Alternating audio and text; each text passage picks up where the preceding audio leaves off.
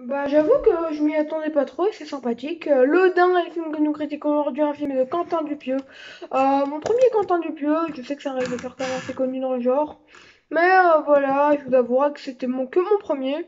Je compte pas trop voir les autres, possiblement Réalité et Rubber, un de ces quatre si je peux. Mais je pense pas aller plus loin, mais à part s'il ressort un nouveau film un peu plus genresque, enfin un peu plus horrifique. Parce que, ouais. Je sais pas, c'est pas de base en cinéma qui m'intéresse.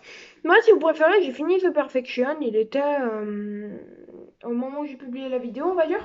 Et je me suis dit, bah tiens, est-ce qu'il n'y a pas des films courts sur Netflix? Et je me suis lancé le dent il y a peut-être 1h45. Il est 22h53 au moment où je tourne cette critique, ce qui est bien. J'ai pu regarder deux films en une journée, ce qui est assez rare. Parfois, ouais, j'y arrive pas trop. Il y a des périodes où j'y arrive plus que d'autres, mais bref, on passe. Et on commence la critique avec le jeu d'acteur, avec un genre du jardin tout bonnement incroyable. J'ai beaucoup aimé son jeu. Après, on a aussi Adèle Haenel, que j'ai aussi beaucoup aimé, franchement.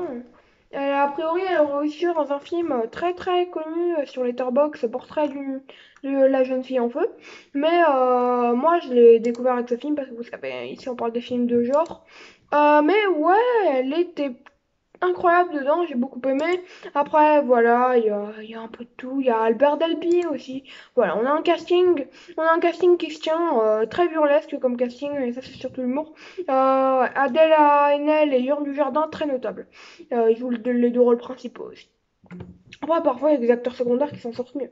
Musique, enfin dans d'autres films. Alors, j'ai bien aimé la musique, j'aime bien la musique de fin, elle reste pas forcément dans la tête, mais dans ce que j'en garde, parce que j'ai fini le film il y a 5 minutes, même pas.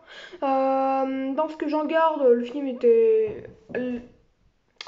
La musique était très bonne, j'ai beaucoup aimé. D'ailleurs, on va parler des décors, genre, et je fais rarement une catégorie exprès, mais là, il y a une catégorie décors dans cette critique.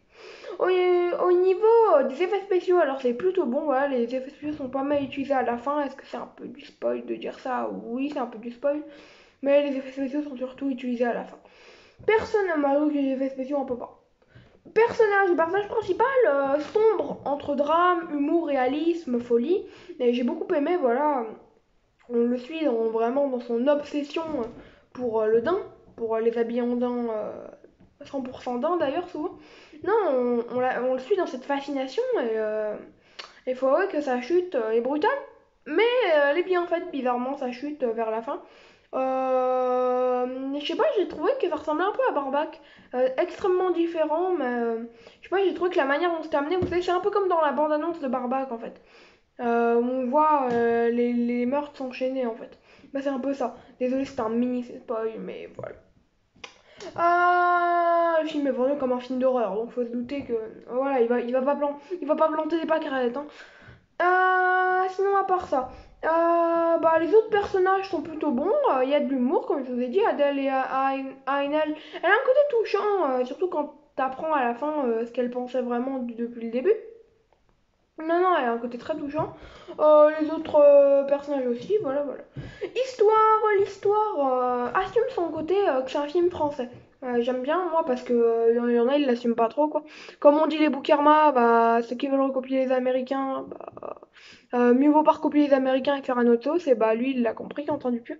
J'ai pas vu ses autres films, j'imagine qu'il fait ça depuis le début, mais je le connais pas assez. Sa filmographie, bien entendu, je le connais pas personnellement. Sinon, à part ça, c'est cool en vrai. Mais on va pas se mentir que ça prend beaucoup de temps à se mettre en place. Mais j'ai beaucoup aimé quand même. Enfin, l'horreur ça prend beaucoup de temps à se mettre en place, mais le côté dramatique, tout ça, j'ai bien aimé. Ouais, ouais, franchement, c'est bien mené. Scénaristiquement, alors ça, c'est rare. C'est très rare à noter, mais les dialogues sont très bien écrits. Autrement, vous savez, c'est des dialogues simples pour de très bons films, comme The Perfection. Mais là, non, non, les dialogues sont hyper bien écrits et la structure est pas fragile. Non, non, j'ai beaucoup aimé. Au niveau de l'humour, alors on est sur un humour, un mélange d'humour noir et un mélange mélangé avec de l'humour absurde. On rit rarement, je crois que j'ai rigolé 2 fois sur le coup. 2 fois, ouais. En plus, il y a de l'absurde parce qu'au bout d'un moment, en fait, si vous préférez, il y a, vous voyez, les toits d'une voiture. Même quand il y a de la glace, c'est censé être hyper solide. Mais en gros, il y en a un, il fait passer quelque chose sur le toit de la voiture hyper rapidement trouve l'absurde. Non, non, franchement, j'ai beaucoup aimé, j'ai beaucoup aimé. On peut rire parfois, c'est assez rare, mais on peut rire. On sourit plus qu'autre chose. En fait, c'est un humour sympa, quoi, c'est un humour sympa.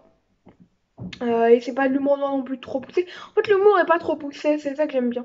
Au niveau de l'anxiété, du garde des scènes et du mystère, alors c'est surtout l'humour noir qui fait tout ça. Parce que pour moi, l'humour noir, un film d'humour noir, en fait, c'est souvent un film de genre, de mon avis.